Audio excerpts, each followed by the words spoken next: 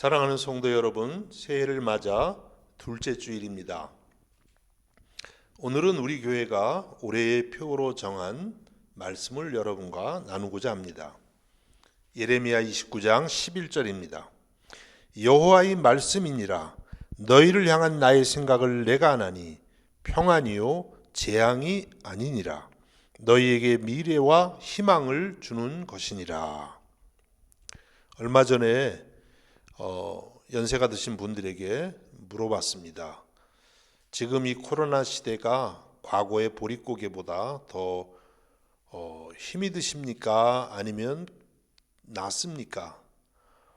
그분들 대답이 지금이 더 힘들다 이렇게 말씀을 하시더라고요. 글쎄요, 과거는 잊어버리기 쉽기 때문에 지금이 오히려 더 힘들다 이렇게 생각하실 수도 있겠죠. 어쨌든 우리는 참 어려운 시기를 지내고 있습니다. 개인이나 또 가정이나 교회와 세계가 위기의 시대를 지나가고 있다고 하겠습니다. 어떻게 하면 우리가 이런 위기의 시대를 주님의 자녀들로서 극복할 수 있을까요? 오늘 우리가 읽은 말씀에서 그 답을 찾아보고자 합니다. 오늘 우리가 읽은 본문 예레미야 29장은 이스라엘의 역사 중에서 가장 어두웠던 시대 중에 하나였습니다. 당시에 남쪽 유다는 바벨론에 의해서 멸망해서 많은 사람들이 바벨론의 포로로 잡혀갔습니다. 그때 하나님께서 예레미야 선지자를 통해서 주신 말씀이 오늘의 본문이 되는 것입니다. 어떤 교훈을 오늘 우리에게 주시는 것일까요? 첫 번째는 환난 중에서도 우리를 향한 하나님의 선하심을 믿으라는 것입니다. 하나님께서 말씀하시기를 너희를 향한 나의 생각을 내가 아나니 평안이요 재앙이 아니니라. 너희에게 미래와 희망을 주는 것이라고 말씀하고 계십니다. 포로로 잡혀간 사람들의 마음이 어땠을까요? 과연 하나님이 우리를 사랑하시는가? 하나님이 우리를 버리시지는 않으셨는가? 우리에게 과연 미래는 있는 것인가? 이런 생각을 하지 않았겠습니까? 우리도 삶의 위기를 만나면 비슷한 생각을 하죠. 하나님이 정말 나를 사랑하시는 게 맞는가? 또 어떤 경우에는 하나님이 어디 계시느냐고 그렇게 항의를 하기도 하는 것입니다. 그러나 하나님은 오늘 우리에게 말씀하십니다. 너희를 향한 나의 생각을 내가 아나니 나의 생각, 너희를 향한 나의 계획은 언제나 평안이고 더 나은 미래를 주는 것이라고 말씀하고 계십니다. 여러분 그렇습니다. 우리가 위기를 만났을 때에 바로 하나님의 선하심을 믿어야 하는 이유가 여기에 있는 것입니다. 하나님은 언제나 여러분을 향해서 최선을 주고 계시는 분입니다.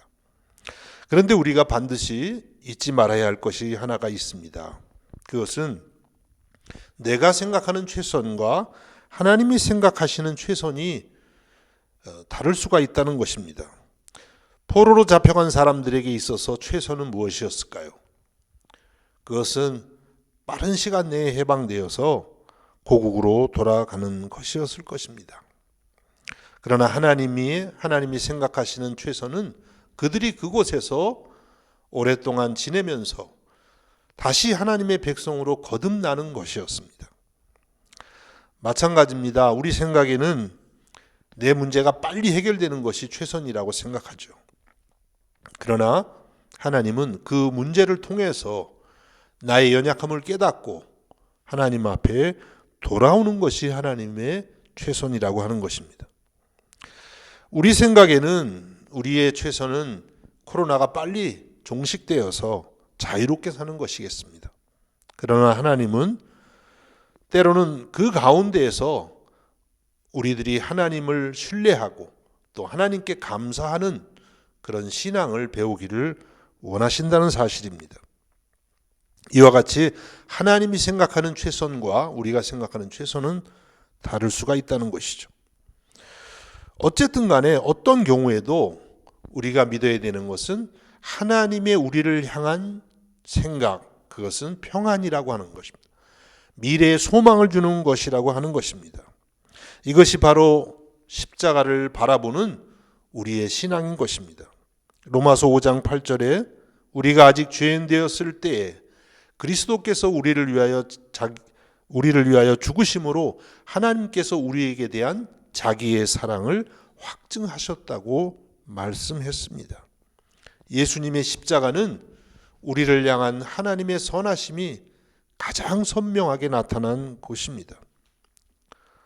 살아가다 보면 하나님이 나를 버린 것 같은 느낌이 들 때도 있고, 하나님이 더 이상 나를 사랑하지 않는 것 같은 느낌이 들 때도 있지만, 여러분 그 느낌에 의지하지 마시고 언제나 나를 위해 십자가에 달리신 예수 그리스도를 바라볼 수 있기를 바랍니다. 그때에 우리 안에 있는 모든 의심이 다 사라지고 하나님의 나를 향한 선하심이 경험되는 줄로 믿습니다. 이러한 은혜가 임할 수 있기를 주님의 이름으로 축복합니다. 두 번째, 오늘 본문에서 우리가 깨닫게 되는 것은 위기의 시간일수록 더욱더 매일의 삶에 최선을 다하라고 하는 것입니다. 우리가 읽은 이 예레미야 29장 앞에 28장에 보면 하나냐라는 선지자가 나옵니다. 그는 거짓 선지자였습니다. 그는 말하기를 하나님께서 2년 안에 이스라엘을 다시 본국으로 돌아오게 할 것이라고 그런 예언을 했습니다. 그 거짓 예언을 듣는 이스라엘 백성들의 마음은 어땠을까요?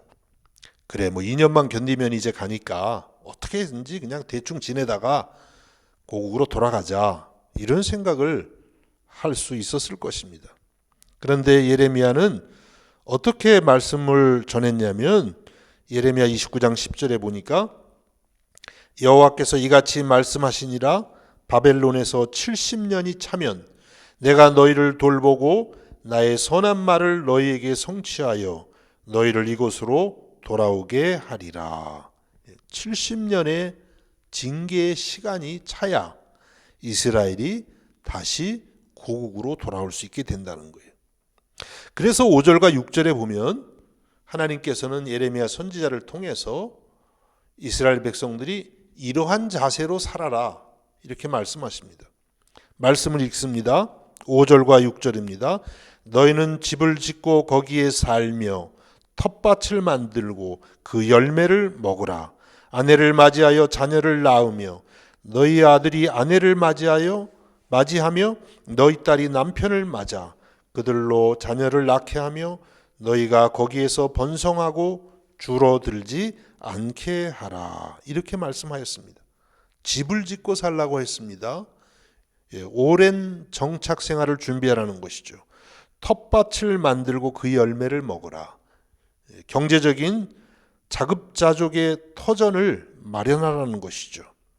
그리고 중요한 것은 결혼도 하고 자녀도 낳아서 거기서 하나님의 백성의 수가 줄어들지 않고 번성하게 하라고 하셨습니다. 요즘으로 적용해 보면 코로나 시대라고 해도 결혼도 하라고 하시네요. 자녀도 낳으라고 하십니다.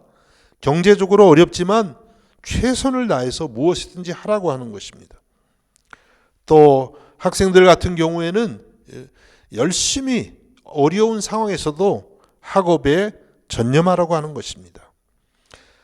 교회로 말하면 모이기는 어렵지만 열심히 말씀도 읽고 기도도 하고 전도도 하라는 것이에요.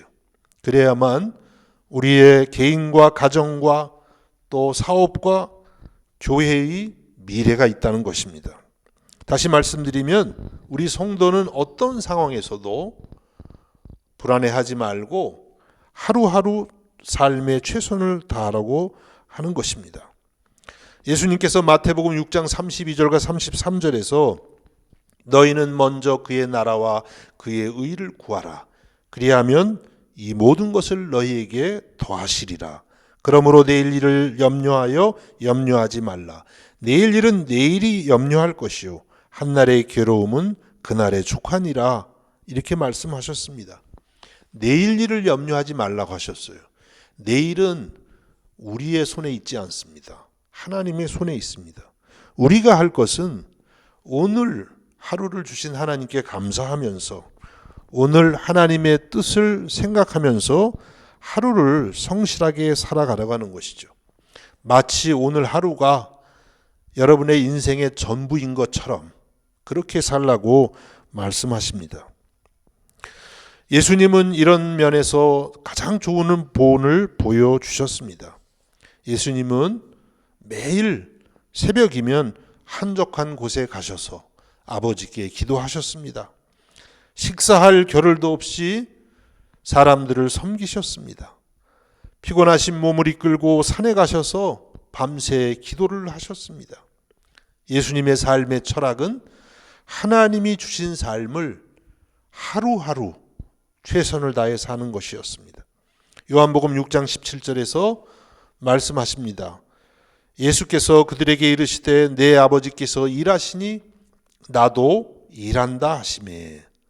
예수님은 하나님 아버지께서 항상 일하시는 분이라고 말씀하십니다. 그래서 아들 되신 예수님도 아버지를 따라 일하신다고 말씀하십니다. 여러분, 하나님은 항상 일하시는 분입니다. 시편 121편 3절과 4절에도 보니까 여호와께서 너를 실족하지 아니하게 하시며 너를 지키시는 이가 졸지 아니하시리로다. 이스라엘을 지키시는 이는 졸지도 아니하시고 주무시지도 아니하신다고 말씀합니다. 여러분, 혹시 하나님을 생각할 때 하나님은 신선처럼 어디 시원한 그늘에서 아무것도 안 하시고 편안히 주무시는 그런 분으로 생각하시지는 않습니까? 성경을 보니까 하나님은 그런 분이 아니십니다. 하나님은 졸지도 않고 주무시지도 않고 지금도 저와 여러분을 지키는 분이라고 말씀하고 있습니다. 우리도 이러한 하나님의 본을 따라서 우리의 미래에 대한 지나친 염려보다는 오늘 당장 하루에 내가 무엇을 할 것인가를 생각하면서 하루하루 마치 오늘 하루가 내 인생의 전부인 것처럼 그렇게 생각하면서 성실한 삶을 살아갈 수 있기를 바랍니다. 이것이 위기를 극복하는 최선의 방법인 줄로 믿습니다. 마지막 세 번째로는 위기의 시간에는 하나님께 부르짖어 기도하라고 하는 것입니다. 오늘 말씀 12절에 보니까 너희가 내게 부르짖으며 내게 와서 기도하면 내가 너희들의 기도를 들을 것이요. 너희가 내게 부르짖으며 내게 와서 기도하면 내가 너희들의 기도를 들을 것이라고 말씀했습니다. 하나님께 나와서 부르짖어 기도하라고 하시는 것입니다. 여러분, 왜 예루살렘이 멸망하고 성전이 무너졌습니까? 왜 바벨론의 포로로 하나님의 백성들이 잡혀간 것입니까? 그것은 그들이 하나님을 떠났기 때문입니다. 우상을 숭배하고 하나님 말씀을 버렸기 때문에 그들에게 하나님의 징계가 온 것입니다. 그래서 하나님은 에레미야 선지자를 통해서 끊임없이 하나님께 돌아오라고 말씀하셨습니다. 이것은 사실 에레미야 선지자만의 메시지가 아니라 성경 전체에서 우리를 향해 하나님이 하시는 말씀의 핵심입니다. 하나님을 떠난 사람들이여 돌아오라. 집을 나간 자여 돌아오라. 하나님은 끊임없이 이렇게 말씀하시는 것입니다. 그 돌아가는 방법이 무엇입니까? 바로 하나님께 부르짖어 기도하는 것입니다. 우리가 식사 기도를 부르짖어 기도할 필요는 없겠습니다. 그러나 위기의 때는 하나님께 부르짖어 기도해야 된다고 말씀하고 있습니다.